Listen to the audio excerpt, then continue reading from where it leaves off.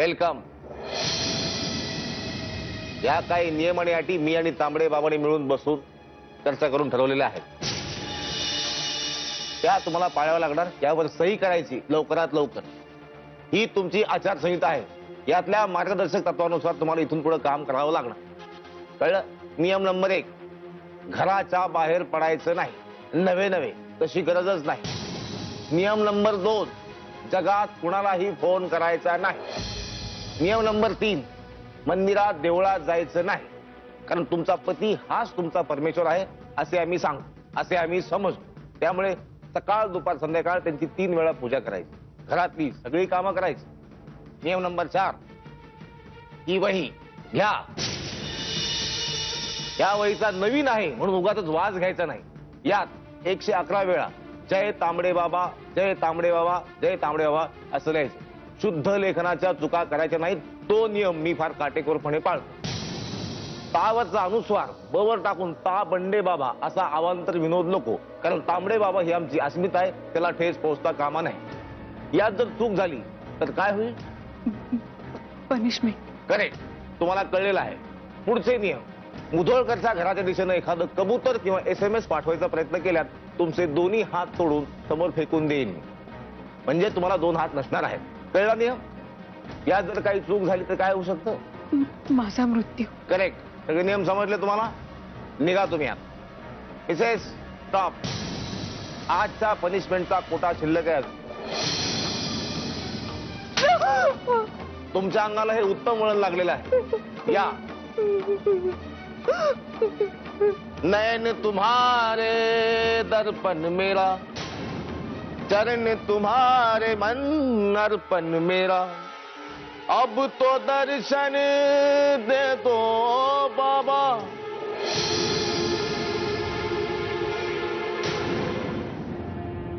हे बघा बाबा,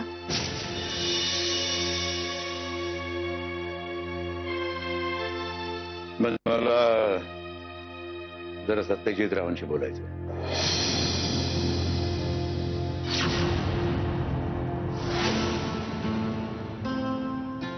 हो बोला ना बाबा. तर मला जरा त्यांच्याशी एकांतात बोलायचंय. पण बाबा मी ऐकून राहिलं का बाळा? तू जरा थोडा वेळ बाहेर थांब. तोपर्यंत बेंचशी बोलतो. ठेव तिकडे ठेव.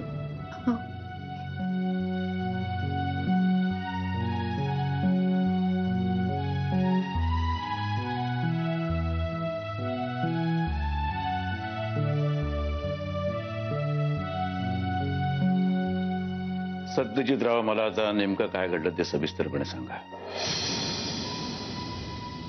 म्हणजे प्रिया अशी एकाएकी कशी काय बेपत्ता होऊ शकते? आणि प्रिया नदीत पडताना नेमकी मंजिरी तिथे काय करत होती? या सगळ्या तुकड्यातून एक तर्कसंगत बुद्धीला पटणारा असा कुठलाच प्रसंग उभा नाही राहू शकत. मग या सगळ्या गोष्टींचा अर्थ काय? कारण कुठलाही धागा दुसऱ्या कुठल्याच धाग्याशी जोडू नाही शकत आहे. आणि विचार करून ही काही गोष्टींची संगती नाही लागत. सांगतो बाबा, जे जसं घडलं तसं सांगतो. काहीही न लपवता सांगतो. मी आणि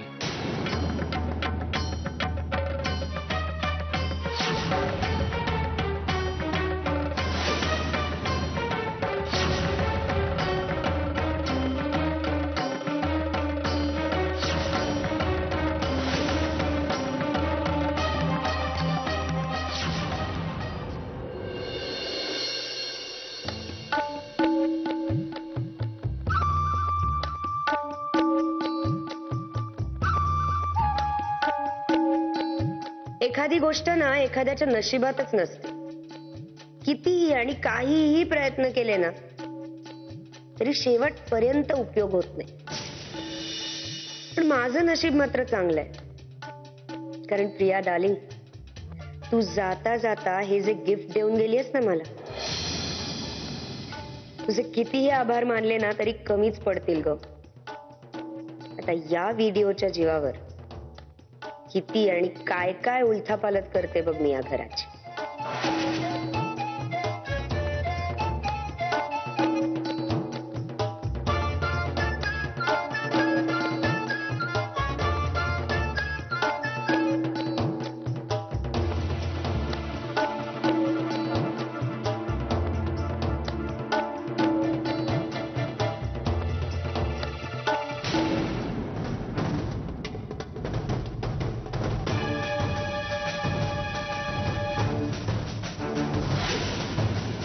नेत्रा, हं.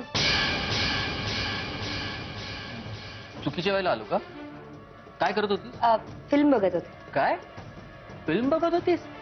अगं नेत्रा, घरात काय चाललंय आणि तुझं काय चाललंय? तू अशी कशी वागू शकतेस ग? गौरांग, दादांनी सांगितलंय नॉर्मल वागा, मी तेच करायचा प्रयत्न करते.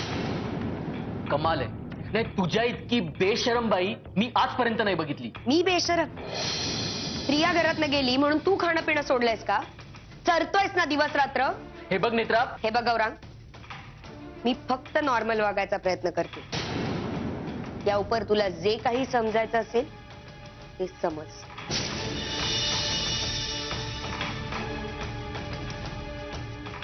गौरांग,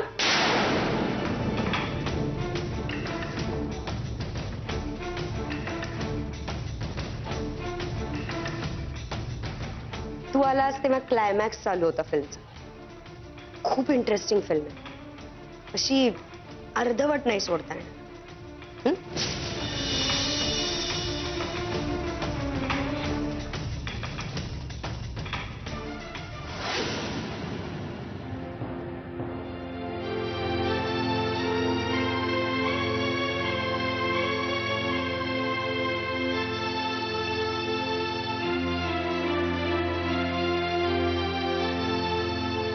मंजिरी, अगं काय झालं? तू इथे अशी शिक्षा केल्यासारखी का उभी आहेस? नाही, ते बाबा आलेत ना पुण्याहून. हो, म्हणूनच विचारतेय, तू बाहेर का उभी आहेस? ते खूप रागात आहेत. हो, मला म्हणाले की मला यांच्याशी एकटं बोलायचंय आणि मला बाहेर थांबायला सांगितलं. मला खूप काळजी वाटते, काय बोलत असतील. हे बघ, आत्ता जर सासूबाई इथे असत्या ना तर त्यांनी तुला एक बहिणाबाईंची ओवी ऐकवली असती. मन असंच असतं, अधीर, ज्याला धीर धरवत नाही ते. आई, मला अजूनही खूप काळजी वाटते. मी काय करू मला कळतच नाहीये. हे बघ, माझा मुलगा त्याच्या सासऱ्यांशी बोलतो आणि तुझे बाबा त्यांच्या जावयाशी बोलतात. त्यांना काय बोलायचं ते बोलू. तसंच काही गंभीर असेल तर आपल्याला कळेलच, नाही का? तू इथं बाहेर उभं राहून तर्कवितर्क लढवण्यापेक्षा आतमध्ये चल स्वयंपाकघरात. मी काम करते ना, माझ्याशी बोलत बस. चल. हो, चल ये.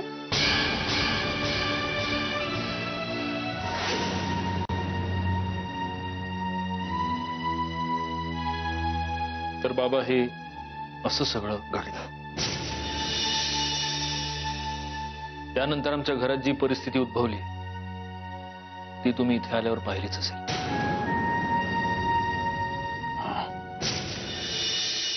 सत्यजितराव, तुम्ही प्रियासोबत तिच्या जमिनीचा काय तो वाद मिटवण्यासाठी तिच्या गावी गेलात. तिथे तिच्या काकांशी तिचे मोठे वाद झाले आणि त्याच रागात ती तिथून निघून गेली आणि तुम्हाला वाटलं की ती डिस्टर्ब झाली आणि हॉटेलवरती गेली, पण ती तर आत्महत्या करायला गेली होती.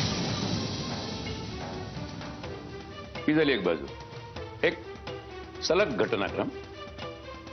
आणि मंजिरीच्या फोनवर तुमच्या फोनवरून मेसेज जातो आणि मग मंजिरी पैसे घेऊन एकटीच घराच्या बाहेर पडते. तिला रस्त्यामध्ये प्रिया भेटते आणि प्रिया नदीत बुडण्यापूर्वी तिला बंदुकीच्या गोळीचा आवाज येतो. तुम्हाला या घराबाहेर रायफलची केस सापडते.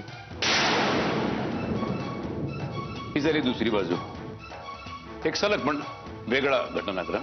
पण यात आणखीन एक तिसरा घटनाक्रम आहे, तो असा की त्या दादा होळकरची बायको इकडे तुमच्या घरामध्ये राहत होती. ती एक दिवस अचानक चिठ्ठी लिहून कोणालाही न सांगता निघून गेली. आणि हे सगळे घटनाक्रम एकत्र आले. हा तर फार एक मोठा प्रचंड योगायोग आहे, प्रचंड मोठा योगायोग. आणि एवढ्या मोठ्या योगायोगांवरती माझा तरी विश्वास नाही बसू शकत, नाही बसू शकत. कारण जगामध्ये एवढे प्रचंड मोठे योगायोग केवळ लाखामध्ये एखादेच असू शकतात. खरंच. म्हणून मला आतूनच असं वाटतं की हे केवळ असं सहज घडलेलं नाहीये, सहज घडलेलं नाहीये, तरी कोणीतरी घडवलेलं आहे. आणि हे सगळं घडवणारी एकच व्यक्ती असू शकते, केवळ एकच. मी कोणाबद्दल बोलतो हे तुमच्या लक्षात आलं असेलच. दादा होळकर.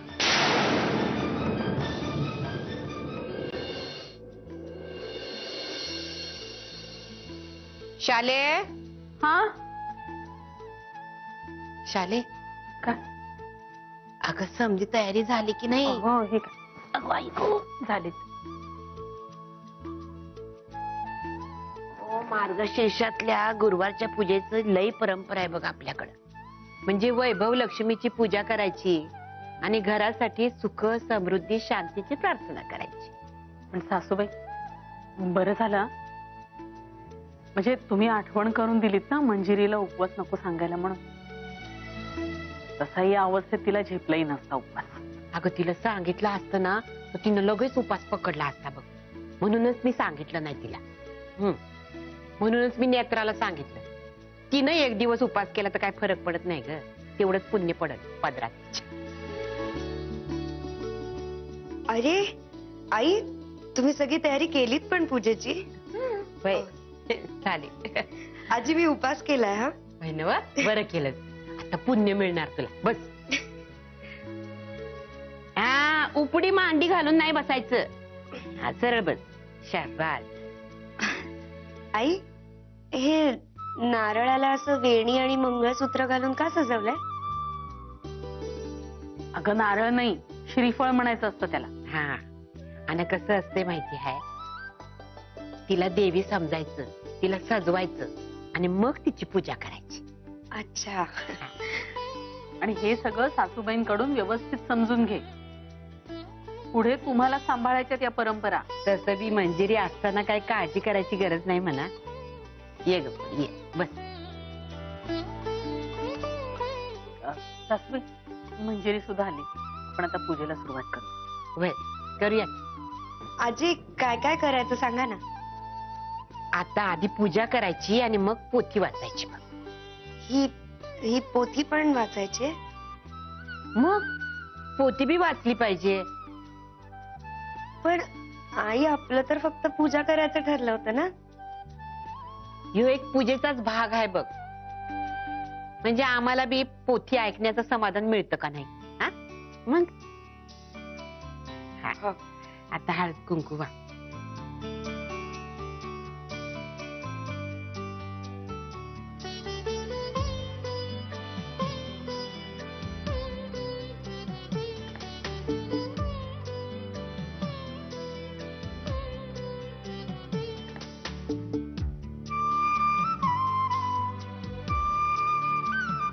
आता घे पोथी वाटते. अगं नमस्कार करायचा आधी आणि मग सुरुवात करायची. हा,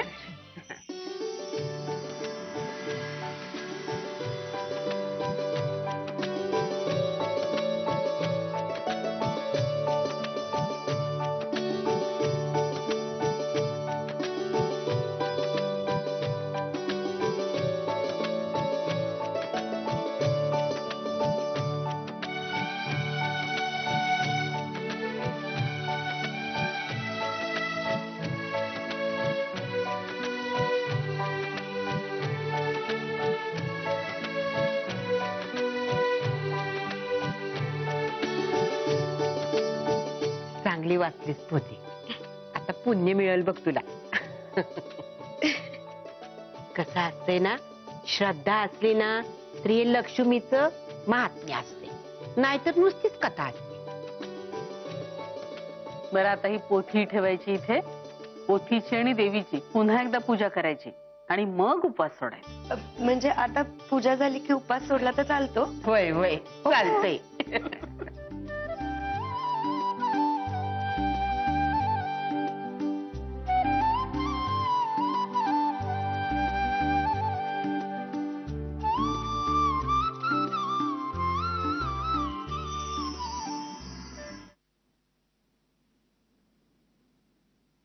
मिस्टर होळकर,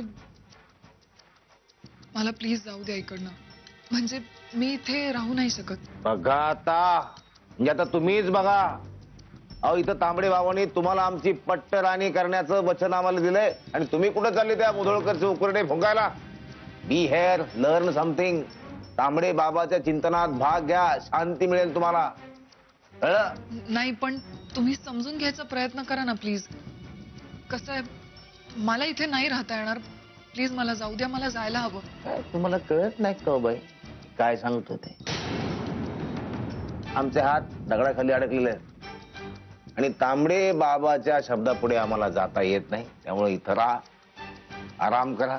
ही तुमची खोली, तुमचा कक्ष, आराम करा. मिस्टर होळकर, प्लीज प्लीज मला जाऊ द्या. मी नयन तुम्हारे दर्पण मेरा, चरण तुम्हारे मन अर्पण मेरा, अब तो दर्शन दे दो बाबा, अब तो दर्शन दे दो बाबा.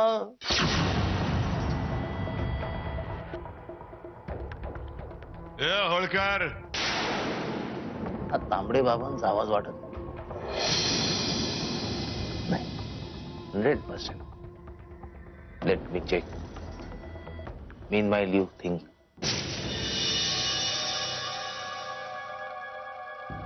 Meanwhile, you can.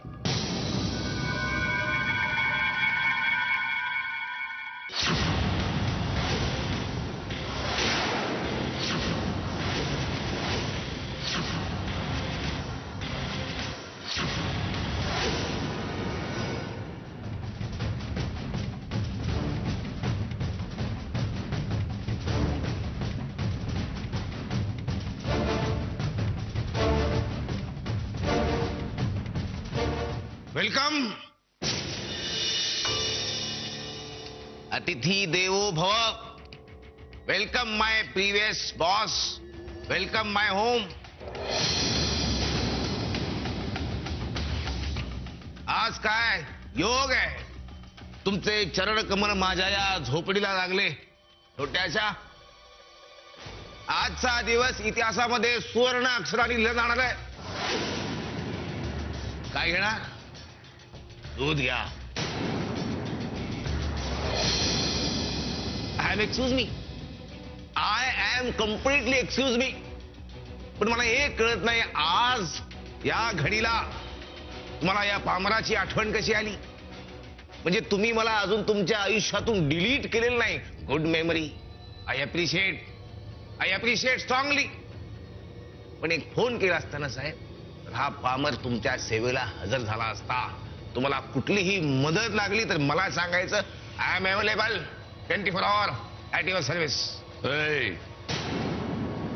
तुझी मदत घेण्याची वेळ या सरनायकांवर येईल असं स्वप्न सुद्धा पडू देऊ नकोस. राजाला कधी भिकारण्याची गरज नाही पडत. काय तुम्ही माझ्या या झोपडीची पाहणी करायला आला होता? ए होळकर, कान नीट उघडे ठेवून ऐक.